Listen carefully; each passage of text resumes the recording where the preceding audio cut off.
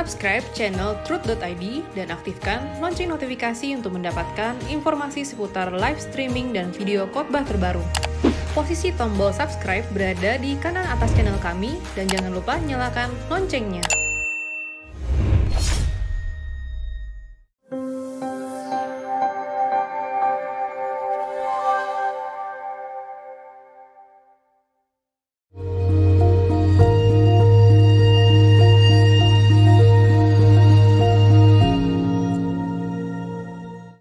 Shalom saudaraku, kita masuk Abam episode 237 dari 0877 8642 dan seterusnya. Halo Om Era, saya umur 14 tahun. Saya anggota CDC Teens. Saya juga mendengar Ekumene Bible Course, edisi surga dan Abam. Saya mau bertanya, Om, akhir-akhir ini keluarga saya banyak yang meninggal.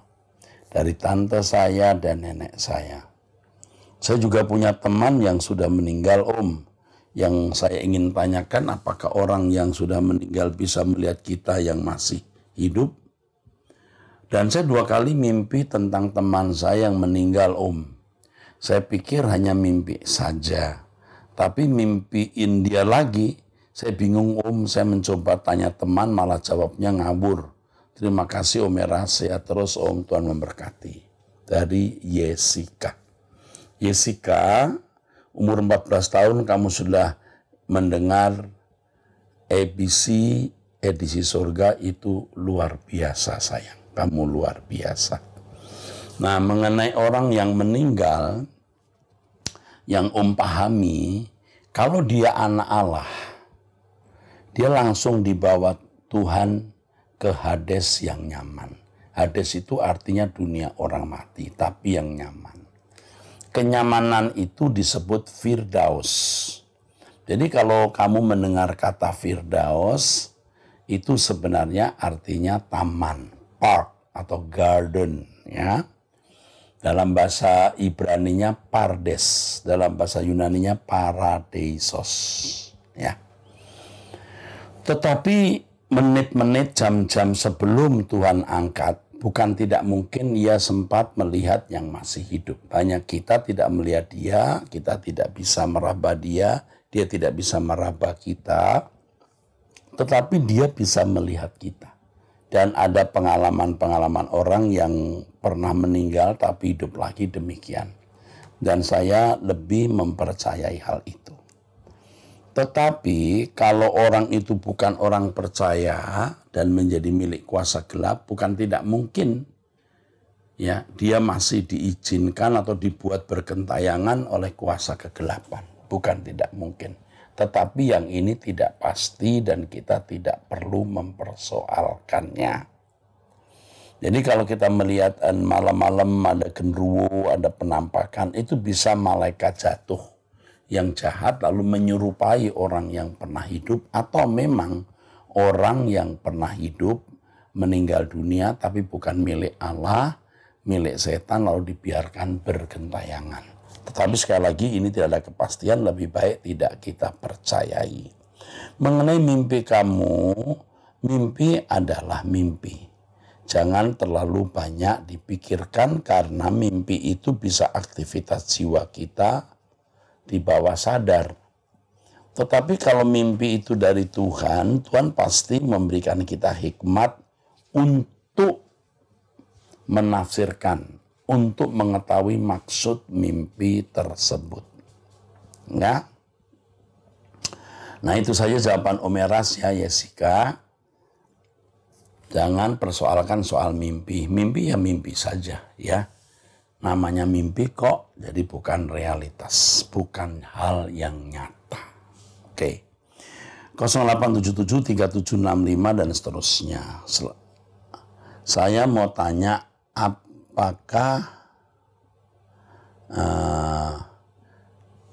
apakah SBB dikategorikan sebagai dosa tersembunyi, Hinder ya? Betul ya? Saya diwajibkan tiap pagi untuk minum air. Saya tiap pagi minum air untuk kesehatan. Air putih yang dibawa langsung dari Muang Thai. Oh, apakah sebagai berikut ini ya maksudnya? Sebagai dosa, ya. Air putih yang dibawa langsung dari Muang Thai dari seorang Indonesia tinggal di Jogja yang belajar tabib dan Shaolin untuk penyembuhan. Beliau memang seorang tabib yang bisa melakukan penyembuhan tradisional dengan tenaga dalam. Pasiennya terbilang super banyak dan manjur segala macam penyakit. Metodenya dengan menggunakan totok dan tenaga dalam dan doa melalui air putih. Air putih tersebut untuk mencegah terkena penyakit termasuk COVID. Saya tidak percaya kalau air putih itu memang hanya air putih. Tetapi kalau air putih diisi kuasa, itu mungkin saja. Bisa saja menyembuhkan atau terjadi mukjizat. Tetapi ingat, kalau orang mengalami kesembuhan dari kuasa gelap atau bukan dari kuasa Tuhan, itu ada tuaian yang mengerikan. Seharusnya kita menghindari hal ini. Adapun mengenai metode totok, kalau totok itu totok beneran, bukan sesuatu yang keliru. Tapi kalau sudah disertai dengan tenaga yang bukan dari Allah, itu yang harus dipersoalkan. Sebaiknya kalau kita sakit, kita ke dokter atau kita berdoa, ya, tidak melibatkan hal-hal yang bersifat mistik. Tentu sebagai seorang pelayan Tuhan, saya sudah menghadapi berbagai masalah, berbagai macam masalah, termasuk masalah sakit penyakit. Jangan anggap itu berat. Kita rubah gaya hidup, pola makan, tubuh kita bisa mengobati diri sendiri kalau kita mengubah pola hidup, pola makan. Ya. Yang kedua, saya seorang wanita usia 53 tahun, Kristiani, masih tinggal dengan orang tua saya. Seringkali saya berselisih dengan ibu saya. Semakin tua ibu saya seringkali menaikkan tone suaranya dengan kata-kata yang merendahkan dan menyampaikan keberatannya dengan keberadaan yang saat ini tidak menghasilkan selama 8 tahun. Kata-kata tersebut keluar pada saat beliau marah. Emosi beliau meluap dan merendahkan membuat saya marah kembali dan kami berseteru. Apakah Tuhan menguji saya dengan melalui emosi tak terkendali dari ibu saya? Mengapa keinginan saya untuk produktif dan membahagiakan keluarga tidak terpenuhi? Apakah Tuhan ingin mengatakan sesuatu melalui ibu saya? Saya lulusan Amerika dan sudah mandiri sejak 18 tahun. Hanya 8 tahun terakhir setelah pulang dari Amerika, saya tidak dapat pekerjaan. Sekretaris walau sudah ribuan resume saya kirimkan. Ya, saya salah satunya seorang Nasrani di rumah. Kerap kali beliau mengajukan dan mendorong saya untuk pindah agama. Keluarga saya Muslim dan saya berpura-pura tidak mendengar. Apakah saya dapat selamat dengan keadaan ini? Apakah itu sebabnya hidup saya tidak damai? Seringkali penuh dengan kata-kata yang tidak memberkati walau kemudian membaik. Seperti penyakit 2-3 kali pasti ada teriakan ya, di rumah. Terima kasih sarannya. Oke, ini masalah rumit. Anda akan ditelepon oleh staf saya, konselor wanita. Tetapi dari saya akan saya jawab dulu. Ya. Yang pertama, Anda harus belajar diam. Ya. Ini ujian. Keadaan seperti ini membuat Anda frustasi menjadi Kristen satu-satunya dalam keluarga. Tetapi ternyata kondisi hidup Anda tidak produktif. Kemarahan orang tua yang tidak produktif itu juga mungkin dipicu oleh keadaan Anda yang pindah agama. Jadi dalam kondisi seperti ini, coba Anda tidak melawan sama sekali. Anda diam sama sekali. Lalu Anda katakan Anda sudah membuat resume ribuan. Saya tidak yakin Anda membuat ribuan. Ya. mungkin belasan, puluhan, atau ratusan. Kalau ribuan Anda kan hidup hanya membuat resume. Nah, buatlah lagi resume. Pikirkan bagaimana mendapatkan pekerjaan.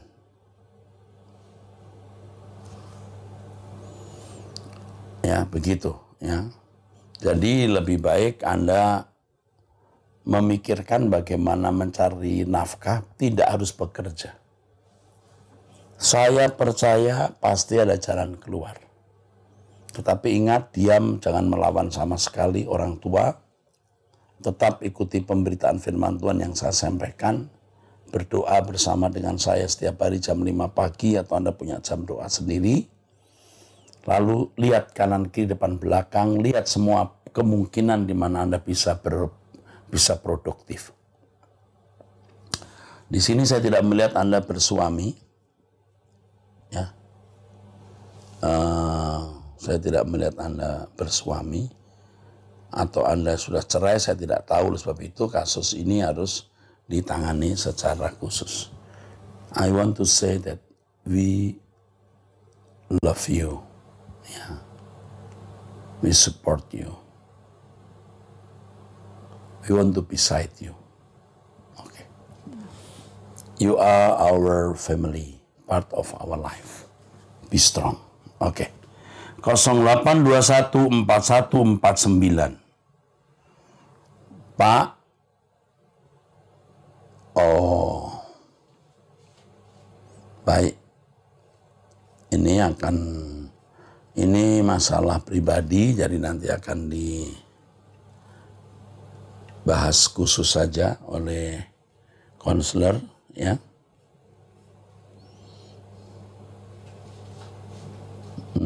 Oke. Saya teruskan yang lain. Salam Bapak, saya wanita usia 50 tahun asal Ruteng, NTT. Bapak Erastus, terima kasih banyak Bapak. Bapak sudah banyak menasihati saya lewat Abam. Ya, 2 jawaban yang sudah saya terima. Bapak, saya mau nasihat Bapak, ini yang ketiga. Bapak, hingga saat ini saya masih berjuang untuk diam. Tidak menuntut apapun kepada pasangan hidup saya, yang selama ini tidak memberi gaji pada saya. Selama hampir 4 tahun belakangan ini. Dan saya tidak pernah tanya kemana gaji dia, walau saya tidak tanya, tapi saya yakin gaji terpakai untuk membayar kredit bank untuk melunasi hutang-hutang judinya. Saya sudah lama pisah ranjang dan tidak lagi menyiapkan makanan untuk beliau. Saya bekerja di swasta dan gaji hanya cukup untuk memenuhi hidup saya dan anak saya yang kedua, yang sulung saya lepas untuk mencari nafkah sendiri dengan anak istrinya. Walau suami saya kadang beli beras untuk dimakan dengan anak sulung saya sekeluarga, tapi saya memilih beli beras sendiri dan lauk untuk makan dengan anak bungsu saya. Yang saya mau tanyakan pada Bapak, apakah sikap saya salah dengan saya tidak mengurus beliau menyiapkan makanan, walau soal cuci baju dan semua kebutuhan seperti kebutuhan dapur dan lain-lainnya. Saya beli, tapi beliau juga ikut pakai. Tapi saya tidak mempermasalahkan itu. Mohon nasihat Bapak untuk sikap saya. Ini sudah parah ini masalah. Kepada ibu, kalau ibu sudah menikah dengan pria ini, sebenarnya ibu harus ikut memikul beban yang dialami oleh pria ini. Coba diusahakan rekonsiliasi lagi, tanya masalahnya di mana, apakah bisa dipikul bersama, ya.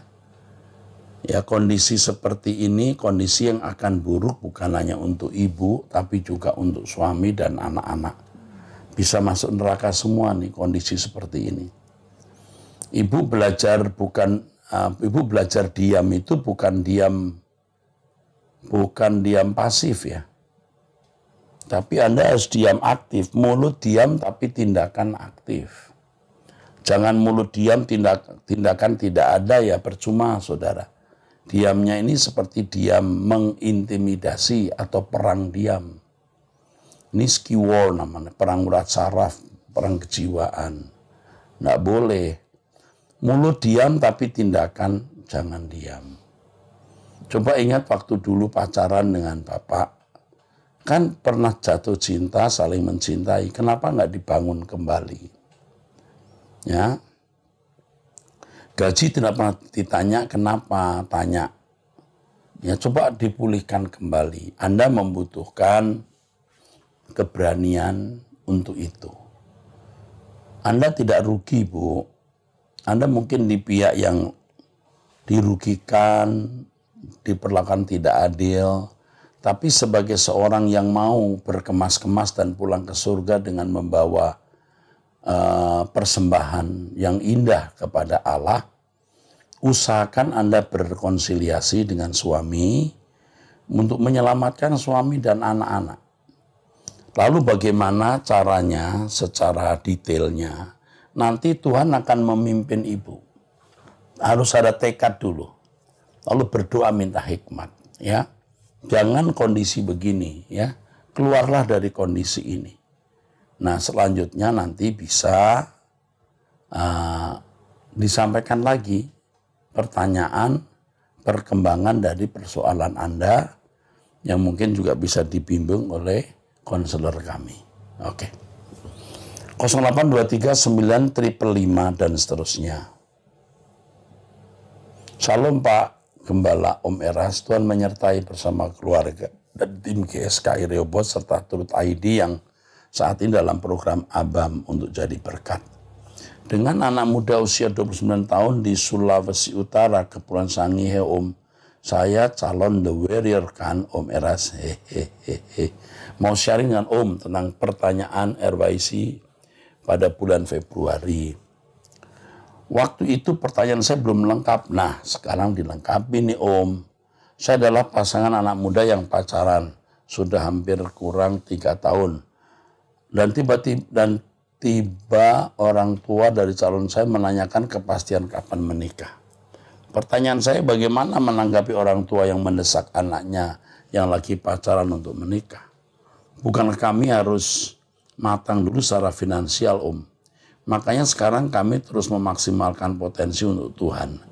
Menikah itu kan bukan hanya memuaskan nafsu kan Om, tapi untuk kemuliaan dan pekerjaan Tuhan. Bagaimana menurut Om? Benar, menikah itu bukan memuaskan nafsu, tapi untuk kemuliaan Tuhan. Tetapi dengan sudah pacaran 3 tahun itu, Anda harus bertanggung jawab. Apalagi ini di daerah ya. Orang tua calon Anda pasti akan bertanya, ini main-main atau serius? Jika Anda benar-benar cinta, dan wanita itu adalah wanita yang patut menjadi istrimu, ya. Ini pasti yang nanya laki-laki ya, warrior pasti ya. Yuk cinta betul dengan wanita itu, lalu Anda ajak bicara, pacarmu ini bagaimana papa begini.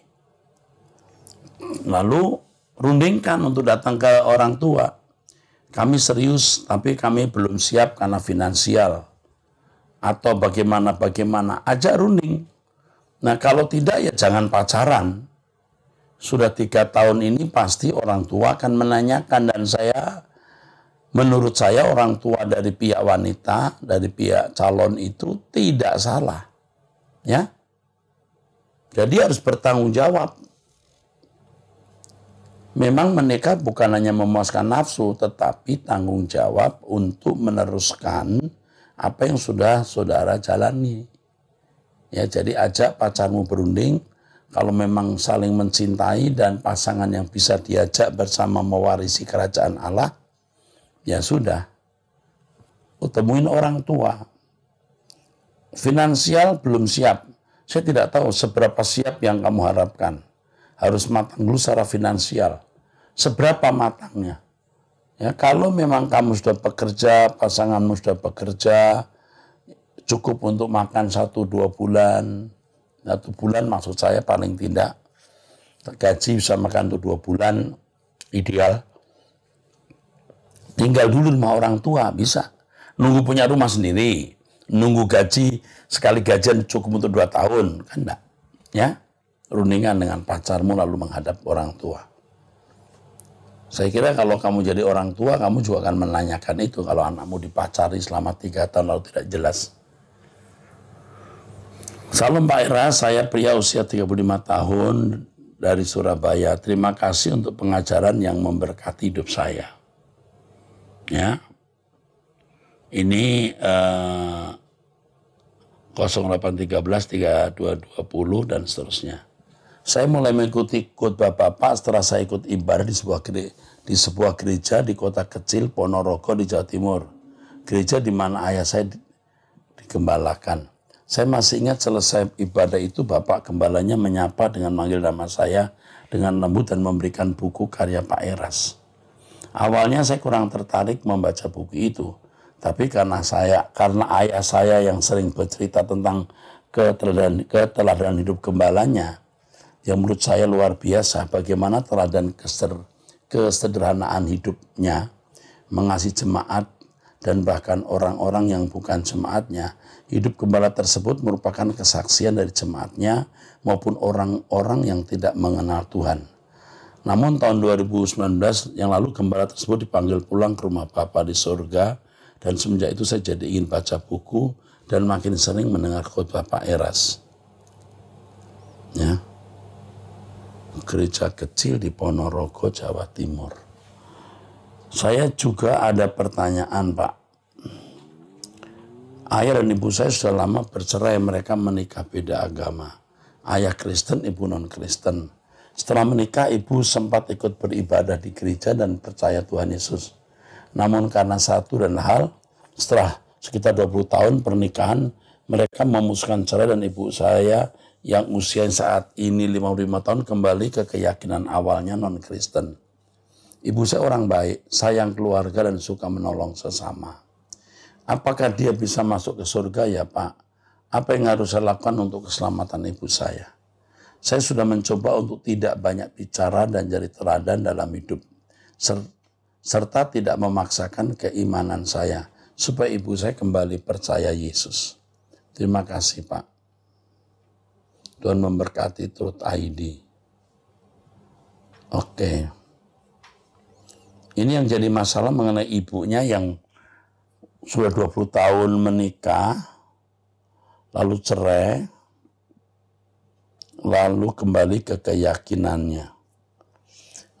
Selama menjadi Kristen, terus terang saya tidak yakin bahwa dia benar-benar sudah percaya. Percaya itu bukan hanya mengamini bahwa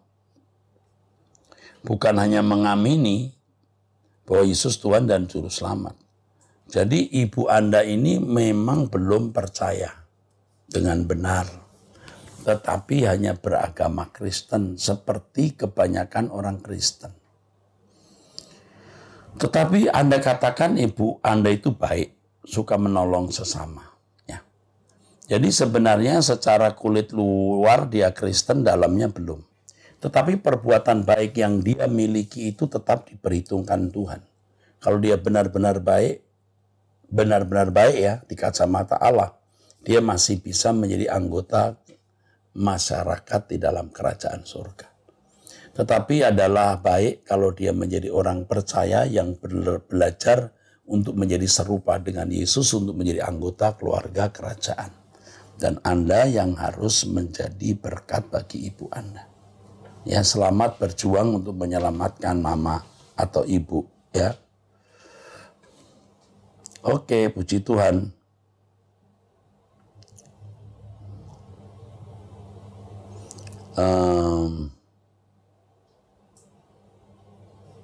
Ada lagi pertanyaan, ya saudaraku.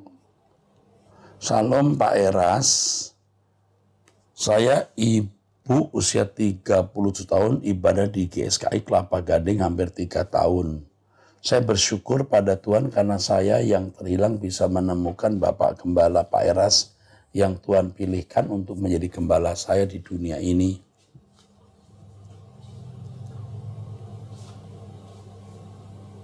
Oke, sebelumnya di gereja lain. Oke.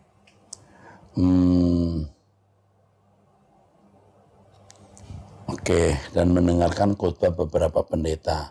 Saya berdoa beberapa tahun minta pada Tuhan untuk membawa saya pada pengajar yang benar di hadapan Tuhan dan saya dibawa ke GSKI. Saya menghadapi banyak hambatan untuk menjadi saksi baik keluarga, terutama dari pihak suami karena mereka Katolik dan sebagian Islam.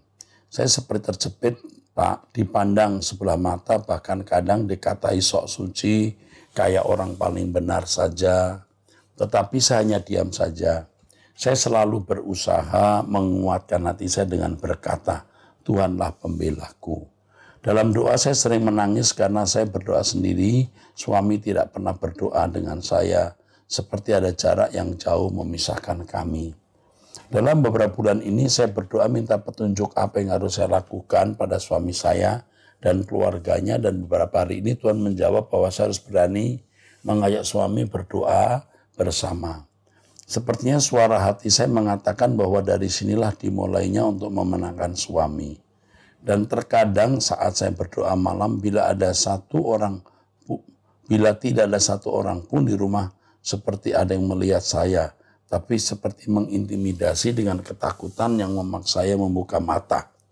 Dan saat saya lanjutkan terus berdoa, lama-lama ketakutan saya hilang dan bisa kembali fokus berdoa. Sebenarnya apa yang membuat takut dan seperti ada yang melihat saya ya Pak? Terima kasih atas perhatiannya Pak. Oke, Tuhan memberkati Bapak. Begini Ibu, yang pertama diintimidasi oleh orang itu sudah biasa. Dianggap sok suci, sok paling benar, itu juga saya alami. Bukan masalah. Itu berarti Anda ada di track yang benar, Bu. Anda di track yang benar. Tetaplah terus ikut mendengar suara kebenaran dan memiliki jam doa yang teratur. Mengajak suami berdoa boleh saja, tetapi harus menunggu waktu yang tepat. Ya, menunggu waktu yang tepat. Tidak tepat waktu malah akan kontraproduktif. Yang penting bagaimana ibu belajar untuk menjadi saksi. Itu memang alot ya, tapi pasti akan berdampak kalau kita benar-benar hidup dalam kesucian kebenaran dan dipimpin Roh Kudus. Hanya tunggu waktu saja. Oke, yang itu mengenai suami. Menangkan suami lewat perbuatan baik. Menangkan keluarga besar melalui perbuatan baik. Jangan mengajak berdoa suami sebelum waktu tepat. Jangan gegabah. Lalu mengenai doa seperti ada orang mengawasi, itu sudah pasti dialami oleh banyak orang, termasuk saya. Pasti ada kuasa gelap di sekitar kita yang mau mengintimidasi. Tetapi ingat, ada malaikat-malaikat kuat di sekitar kita. Jangan hanya merasa ada yang mengintimidasi, tapi juga meyakini ada malaikat yang kuat yang menyertai Anda. Itu yang penting. Ada malaikat kuat yang menyertai Anda. Kalau kita berpikir begitu, kita jadi tenang. Nggak usah nunggu lama baru takutnya hilang. Langsung takutnya hilang. Jadi kalau kita tiba-tiba merasa ada sesuatu di satu ruangan, langsung kita harus ingat, aku anak Allah yang dilindungi oleh Bapa. Harus selalu ingat. Langsung berpikir ada malaikat yang lebih kuat menyertai saya. Gagah saja. Ya, Anda berdoa, malaikat menjagai Anda. Percaya itu pasti. Oke. Seorang wanita usia 70 tahun, tidak dibacakan ya nomornya. Saya sudah ngikutin acara ini sejak acara ini ya. Diberkati. Tapi berhubung masih ada dosa yang saya simpan. Meskipun sudah mengakui pada Tuhan dalam doa. Pribadi saya yang selalu teringat dosa sendiri sudah berhenti hampir 3 tahun lalu. Saya jadi jijik melihat diri sendiri. Pertanyaan saya, Pak, apakah Tuhan mau mengampuni saya? Oh, begitu Anda mengakui dosa itu dan punya komitmen untuk meninggalkan dosa itu, Anda pasti diampuni. Allah melupakan. Allah tidak mengingatnya sama sekali. Anda harus percaya pengampunan Tuhan dan belajar mengampuni diri sendiri. Ya, belajar mengampuni diri sendiri. Lalu berjuang untuk bisa menaklukkan kebiasaan yang tidak mudah untuk ditinggalkan ini. Tapi pasti bisa. Ya. Ya, banyak orang mengalami. Tentu kita semua pernah mengalami. Atau paling tidak sebagian kita. Pasti bisa. Bersiap-siap dengan usia Anda seperti ini, Anda harus benar-benar berkemas-kemas. Oke? Selamat berjuang. Tuhan sudah mengampuni. Ampuni dirimu sendiri. Tuhan berkati.